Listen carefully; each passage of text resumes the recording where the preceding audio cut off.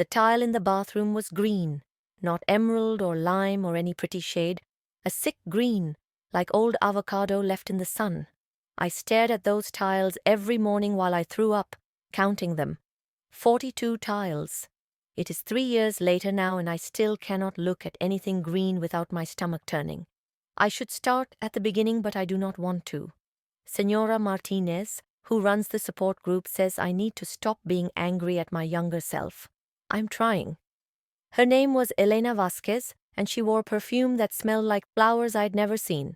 She came to San Miguel de las Flores on a Tuesday in August, and it was so hot, that day the chickens were not even moving. My mother made her sit in the shade by our house and brought her water in our good glass, the one without chips. That should have told me something. My mother only used the good glass for the priest. Elena had a portfolio with photographs that looked like they came from another planet. Girls in white dresses, fancy hair, shopping bags with English names. That is Mariana, Elena said. From Guanajuato. She sends $500 home every month now. $500. My father made maybe $200 in a good month, breaking his back in the pepper fields. $500 meant my brothers could get new shoes. It meant my mother would not have to choose between buying medicine for her back or buying meat. It meant I could stop feeling like a burden who ate food and took up space and cost money for school supplies we could not afford. Carolina has the look, Elena said to my parents, like I was not sitting right there. Tall, good bone structure. Americans like that, a healthy Mexican look, very natural. I was not tall, I was average, and I did not know what bone structure meant, but I liked that she said it anyway. She made me sound special, like I had something valuable that I did not know about. My father asked the questions he always asked about anything. How much would it cost? Where would I live? Who would watch over me? Elena had answers for everything, and they all sounded reasonable, no cost to us. An apartment with other girls from good families, a woman named Senora Robles, who would be like a house mother, very strict, very proper. And the work is modeling? My mother asked. She was suspicious. My mother was always suspicious. Catalog work mostly, Elena said. Department stores, advertisements, some promotional events, nothing inappropriate. I can show you the contracts. She showed us contracts with official stamps. The papers looked important. Elena looked successful. What I remember most is how clean her fingernails were. I looked at my own broken, dirty nails and wanted to hide my hands. I wanted to be like Elena. I said yes. My parents looked worried, but they said yes too, because $500 a month was a different life, because their daughter might have a chance at something better, because sometimes you believe what you need to believe. I was still in school when this happened. I was young, still living at home, still someone who should have been worrying about homework and friends. 3 weeks after Elena's visit, she came back with documents that changed my information. Just paperwork, she said. Immigration is very strict. This makes everything simpler. She said I should memorize the new details. I was supposed to be older on paper now. I was supposed to be legal.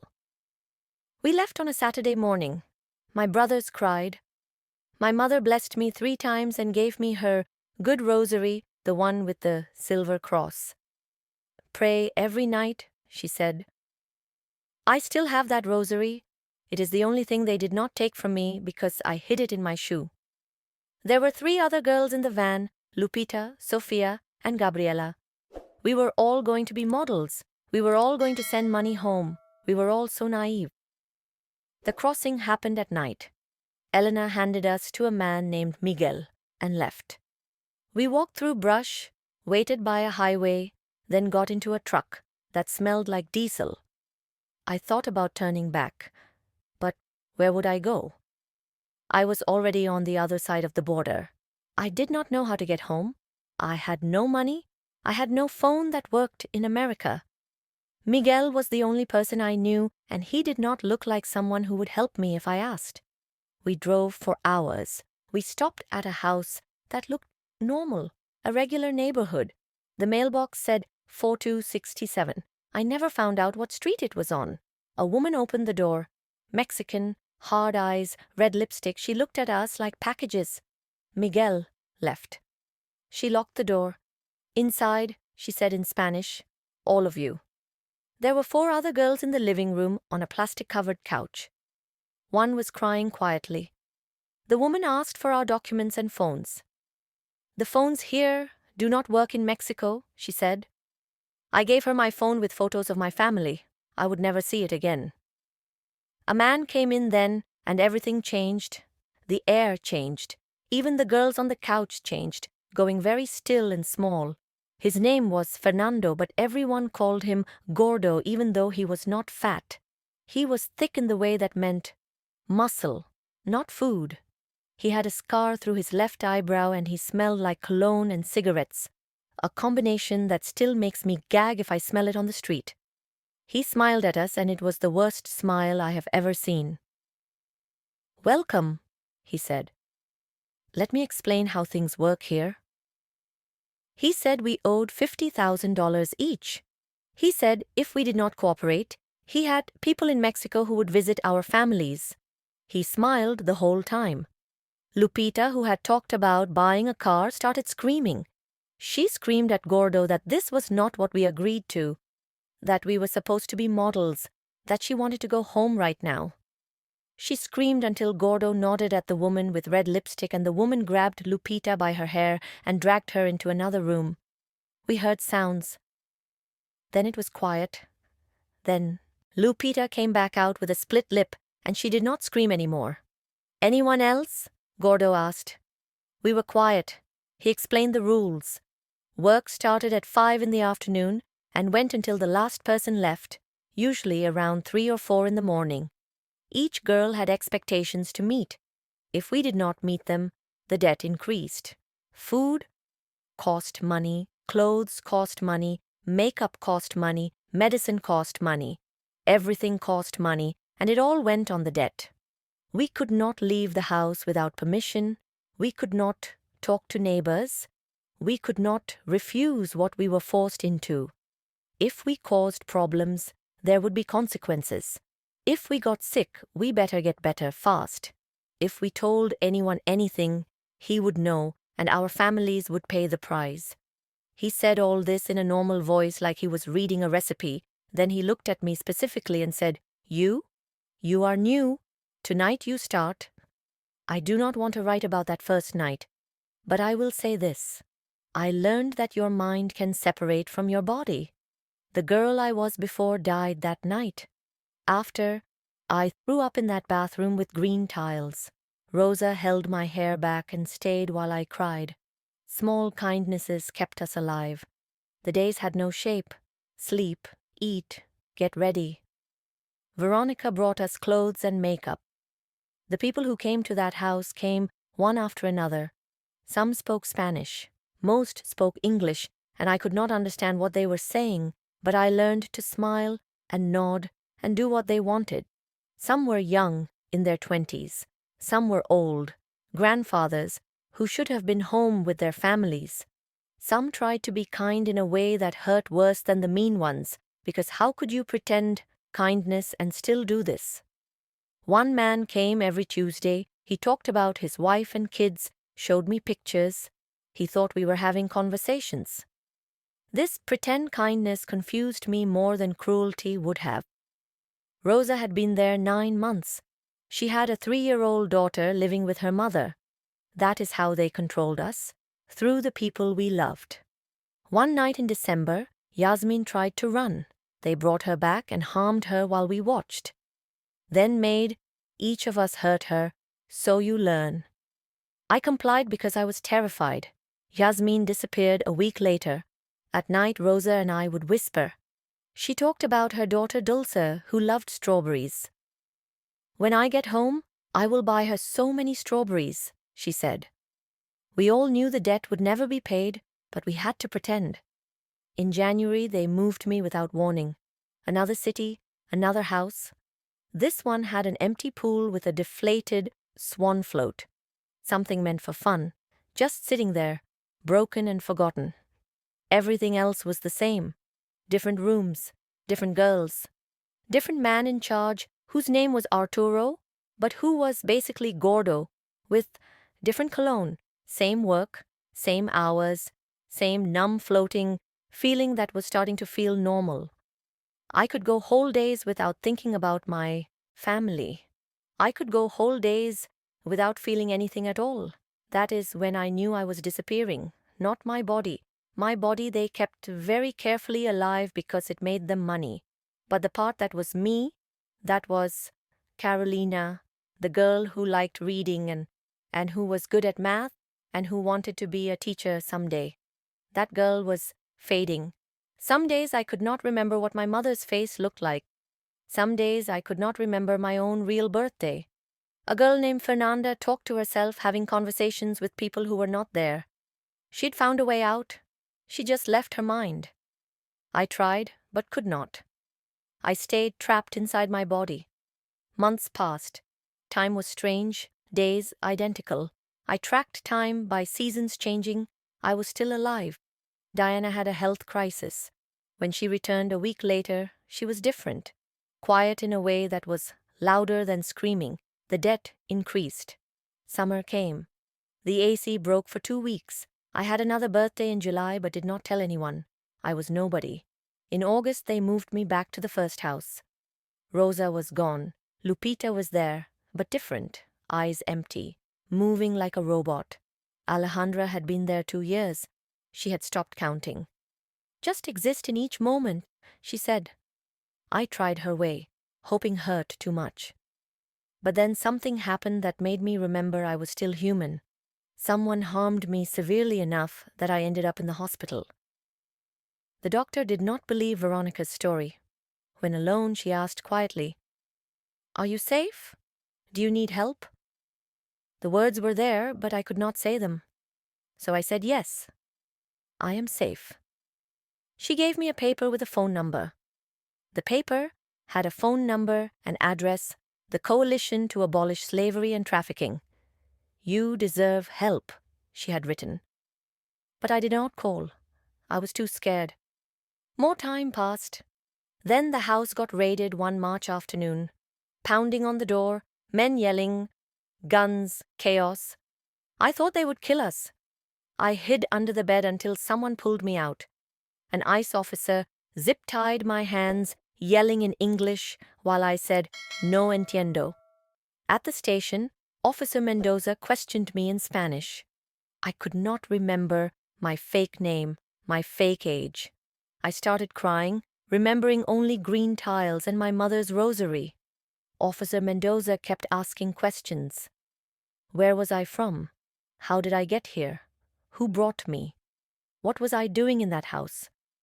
I answered some questions and not others because I did not know what was safe to say. I did not know if she was trying to help me or arrest me. I did not know anything anymore. They charged me with crimes related to what I had been forced to do and being in the country without authorization. They put me in detention. The detention center was cold and smelled like disinfectant, and there were so many women there, all of us in identical clothes, all of us waiting for something we did not understand. I thought about the doctor's paper that was still hidden in the mattress at the house. I thought about that phone number I never called. I thought about how I had a chance once, and I was too scared to take it, and now it was too late. But it was not too late. 18 days after the raid, a woman named Sarah came to see me. She worked for CAST, the same organization from the doctor's paper, and she said someone at the police station had flagged my case as possible trafficking. She said I was a victim, not a criminal. She said there were laws to protect me. She said I had rights. I did not believe her at first. I thought it was another trick, but she kept coming back every few days. She brought me books in Spanish and better soap, and she never asked for anything. She just talked to me like I was a person, like I mattered. Slowly, very slowly, I started to tell her my story. Not all at once, little pieces over weeks. She cried when I told her about the first night. She got angry when I told her about Yasmin. She made phone calls and filled out forms and fought with people in offices I never saw. She did not give up on me, even when I had given up on myself. The legal process was long and confusing. There were lawyers and hearings and victim statements and so many questions. I had to testify about everything. I had to look at photos of Gordo and Veronica and say, yes, those are the people. I had to describe what happened to me so strangers could write it down in official reports. The hardest part was testifying in court. Gordo was there, sitting at a table in a suit, looking normal, looking human, looking at me like he was daring me to speak. I thought I would freeze. I thought I would forget my words. But I looked at Sarah, sitting in the front row, and I looked at the judge and I told the truth. Gordo got 12 years. It should have been more, but 12 was something. Veronica got 8.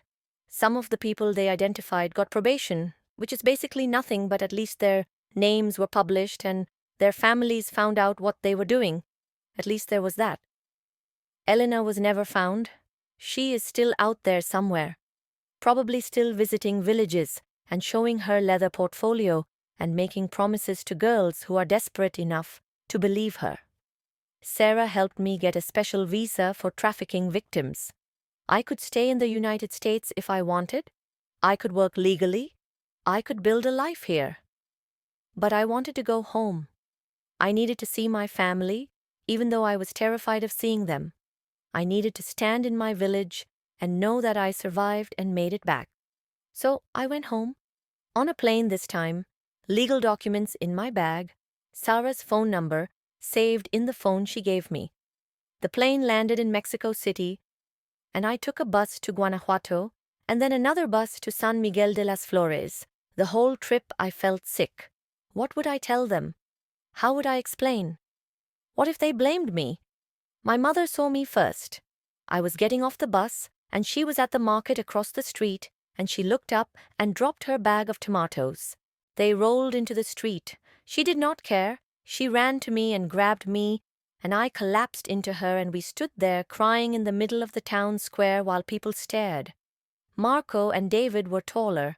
Marco was 11 now, and David was 13, and they looked at me, shy at first, like I was a stranger.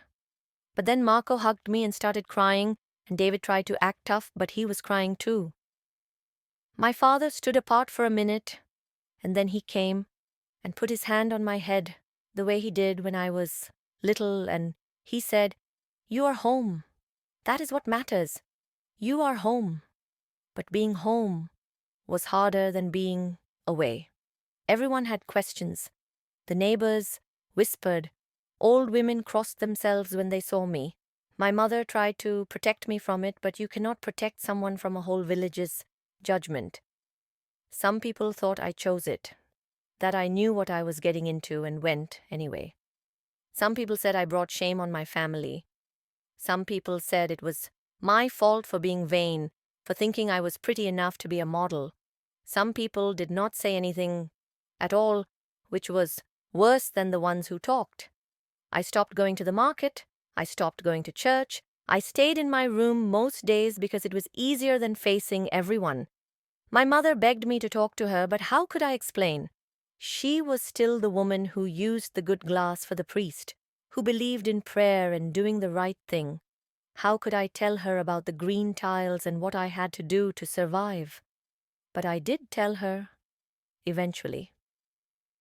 One night, when I woke up screaming from a nightmare and she came running, I told her everything, not all at once but over hours, sitting on my bed while she held my hand and cried silently so I would keep talking. I told her about Elena and Gordo and the debt and the bathroom and Rosa and Yasmin and the doctor and the paper I was too scared to use. When I finished, she said, "I'm so sorry."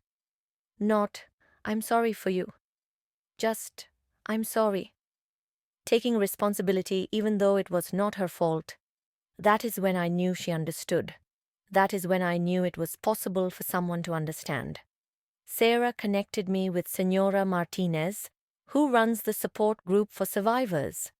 We meet twice a week in a room at the community center in the next town over.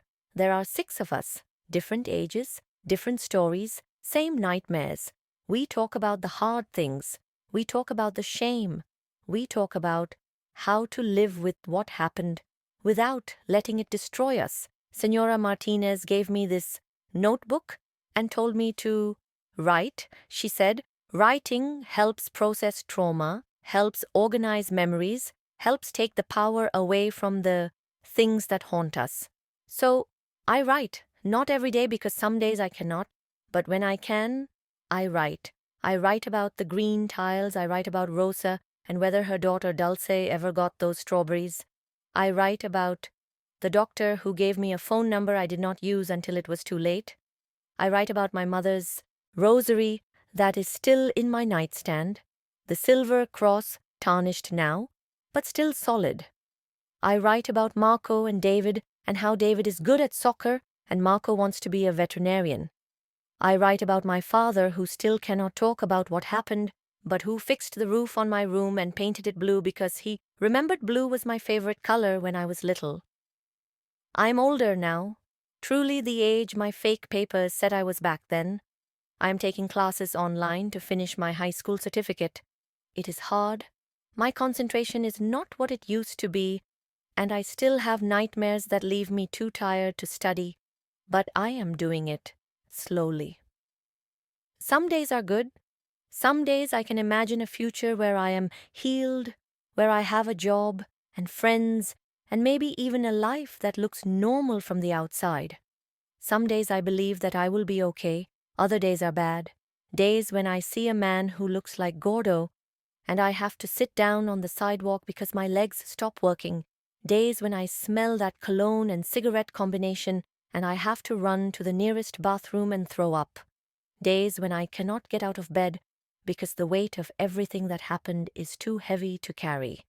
Days when I think about Lupita's empty eyes and Diana's bruises and Hasmin's begging, and I wonder if I should have fought harder, tried harder, done something differently.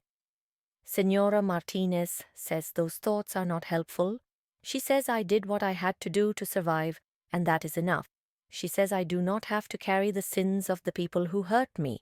She says I only have to carry myself forward, one day at a time. So that is what I am doing, one day at a time.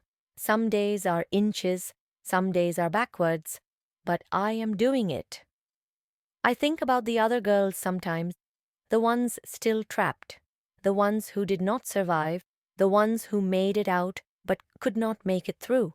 I think about how Elena is still out there, and there are more Elenas and more Gordos and more houses with green tiles.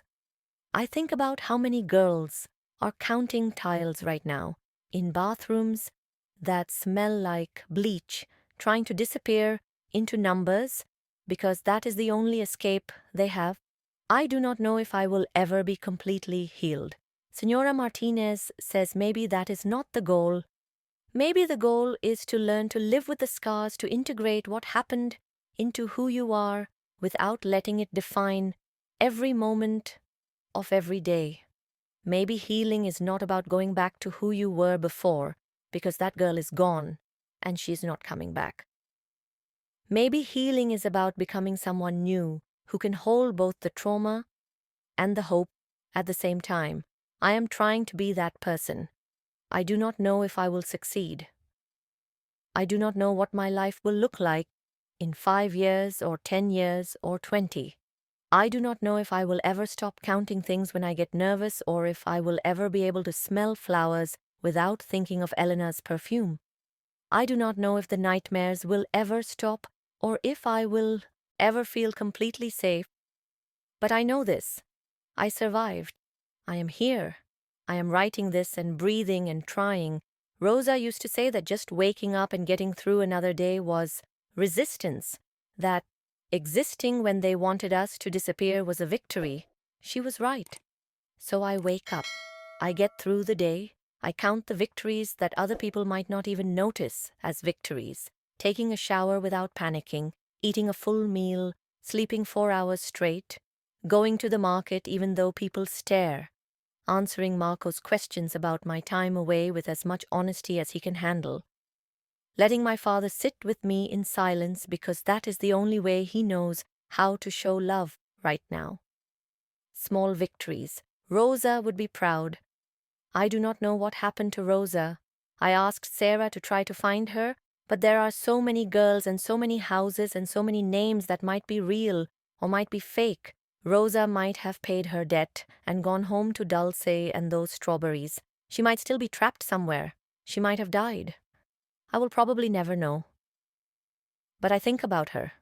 I hope she made it. I hope she is somewhere safe with her daughter, who is probably 6 now and maybe does not even remember missing her mother. I hope she found a bathroom with different colored tiles to stare at while she puts herself back together. This is my story.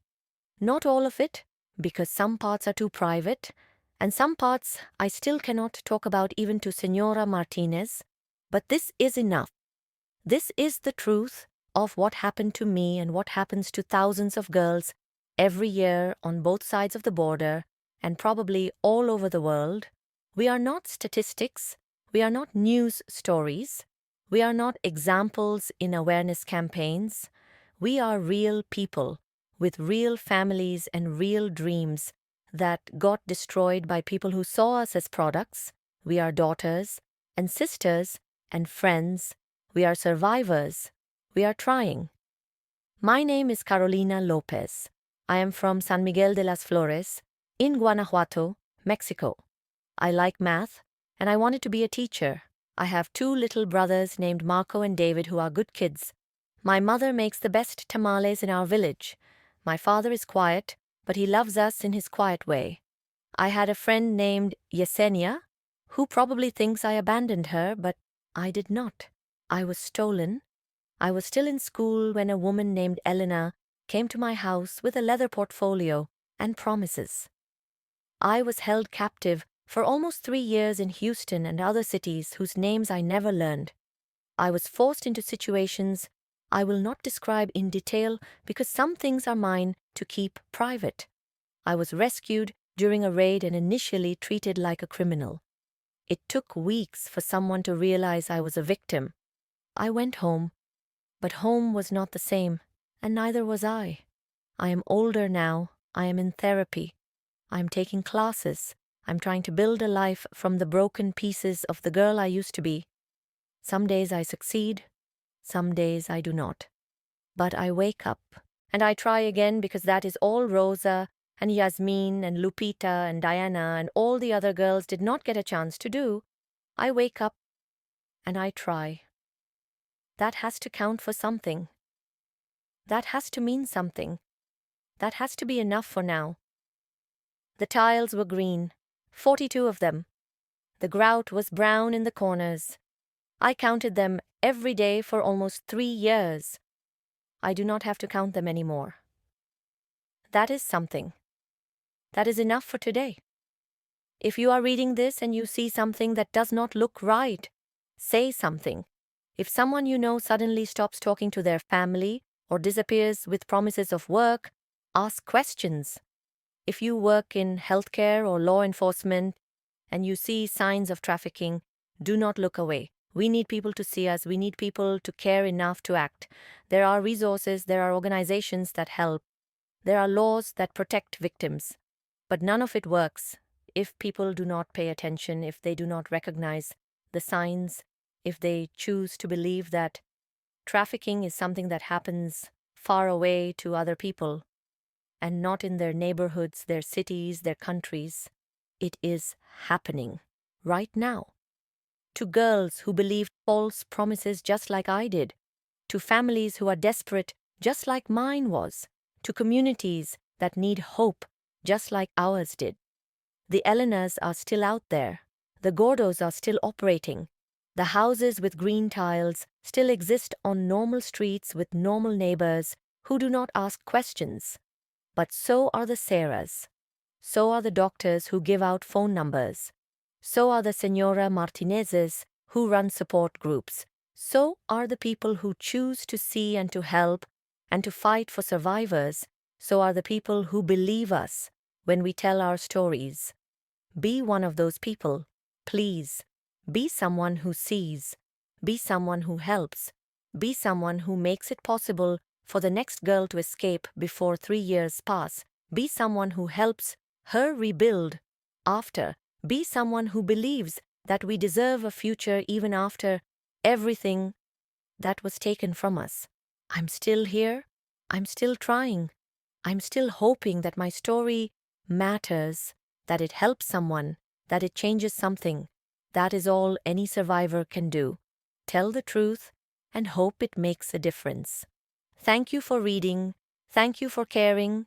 Thank you for being willing to see what many people want to ignore. It matters, you matter, and maybe together we can make sure fewer girls have to count green tiles in bathrooms while their childhoods are stolen from them. Maybe we can do better. We have to do better. For Rosa and Yasmin and Lupita and Diana and all the girls whose names I never learned and all the girls who are trapped right now, we have to do better. And we can start by paying attention, by caring, by acting, by believing survivors, by supporting organizations that fight trafficking, by educating ourselves and others, by refusing to look away. That is how we honor the survivors. That is how we protect the vulnerable. That is how we make the world a little bit safer, one action at a time. Thank you for listening to my story. Thank you for seeing me as more than a victim, as a whole person who is working hard every day to heal and grow and build a future. Thank you for caring enough to make it to the end of this testimony. I am Carolina Lopez. I survived, and I am still here, still fighting, still hoping. That is my truth. That is my victory. And it has to be enough.